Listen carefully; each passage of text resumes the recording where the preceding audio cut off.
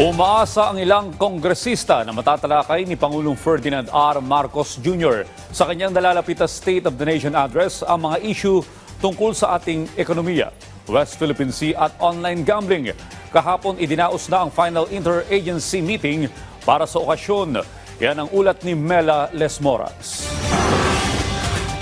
12 araw bago ang ika-4 na State of the Nation address ni Pangulong Ferdinand R. Marcos Jr., may kanya-kanya ng wishlist ang ilang kongresista ukol sa lalamanin ng talumpati ng presidente. Ayon kay Lanao del Sur 1st District Representative Zia Alonto Adjong, umaasa siyang mabibigyang pansin ng presidente ang usapin ng online gambling.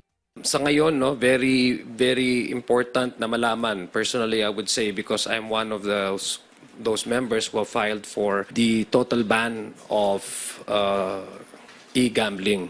I would like to know the clear direction of this administration when it comes to regulating this kind of industry, emerging industry. Si Laguna 1st District Representative Ann Matibag naman, mga hakbang ng administrasyon hinggil sa West Philippine Sea at sa ating ekonomiya ang nais marinig sa SONA. Dahil bibisita ang presidente sa Estados Unidos bago ang okasyon, umaasa siyang magkakaroon din ng magandang balita ang Pangulo ukol sa taripa ng Amerika sa Pilipinas.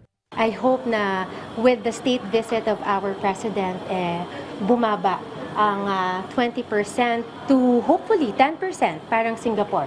And syempre, I stand with our president sa call and sa kanyang paniniwala na protektahan ng ating West Philippine Sea.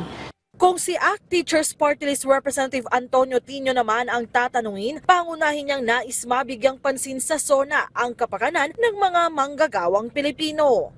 Malinaw ang hinaing ng mga Pilipino. So yung paring sahod, disenteng sahod at bababang presyo.